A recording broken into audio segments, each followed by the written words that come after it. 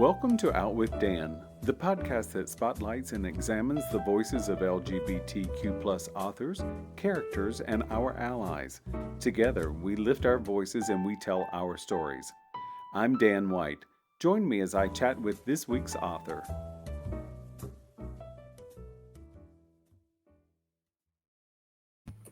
Hello and welcome back to a special Saints and Sinners edition of Out with Dan. Today I'm honored to be talking with Jubi, Arriola Headley. Welcome, Jubi.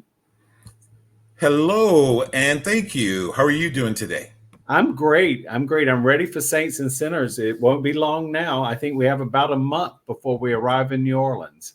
I better start packing. I need to wear all my best clothes. All my best clothes. That's right. You have to show up if you're going to New Orleans, because if you don't, you'll be showed up. So right, exactly. So is there something specific you're excited about for Saints and Sinners, or any good things you've heard about it? I have heard wonderful things over the years. And in the baby days, before I was a published poet, I used to want to be a published poet, so I'd be invited. And now I am that thing. But you've just got such a wonderful lineup this year. I mean, I'm just excited to be there with all the authors as one of the authors. That's kind of like a little bit of a dream come true for me. I love that. Yeah. I love that. And I will tell you, Jubi, I've been before. It is one of the most inclusive and loving conferences you'll ever go to. Everyone will make you feel welcome. That's what I'm hoping. That sounds wonderful. Well, and as a guest of honor, we'll be looking forward to meeting you in person for sure. Thank you. So I know this, you've been to New Orleans before, but are there restaurants or bars or cemeteries, or do you have anything on your agenda for what you'll do besides Saints and Sinners? There are a couple of things. Two things specifically. First of all, I love to walk. I walk miles a day. Like, I walked 4 miles this morning because that's what I do. Wow. And I love parks. So I want to see all the public gardens because New Orleans is renowned for the beauty of your gardens. I just want to find some gardens and find secluded places to sit and be and commune. That's one thing. But the other thing is, I want to see where all the gay bars are. So, go out and meet the peoples. So I'll be doing that. So I have a daytime agenda and a nighttime agenda, shall we say. I totally love it. And as we were talking about before we started recording, New Orleans is a place you can get into some trouble if you're looking for trouble. You can bring it or you can just enjoy it. It's a lot of fun. And I do highly recommend the Louis Armstrong Park up on Rampart. I love the gardens there, and it is so peaceful and beautiful. Perfect. That sounds beautiful. I can't wait. Good. So what is your current work that you have out now? And tell us a little bit about it. I have just published my second collection of poetry here. It is called Bound. And it is, I think, different from my first collection in that I was very serious in my first collection. And I was kind of playful. But this collection is a lot about sort of creating a queer utopia, trying to write ourselves into the world that we would like to see. So I'm very playful and experimental, I think, in this one in ways I wasn't in the first one. So I'm excited to share it with the world. It literally had a publication date of February 6th. So it's very, very new. It will be barely 2 months old when I get to Saints and Sinners. So my first book dropped in the pandemic, so I never got to share it this way with people. So this is kind of my inauguration in a way, Saints and Sinners, being able to share it with the world in person and do readings in front of folks. I'm so excited. I really can't wait. And I hope folks like it. We'll see. We'll see how they respond. I love that. Will you speak a little bit, because I did read in your bio and on the back of the book, one of the things is you're looking for creating a future that we want to live in. Can you tell me how important that was and how that influenced this particular work? Absolutely. A lot of the work, a lot of the actual poems in this collection, I wrote coming out of the pandemic, actually. During the pandemic, I was frozen.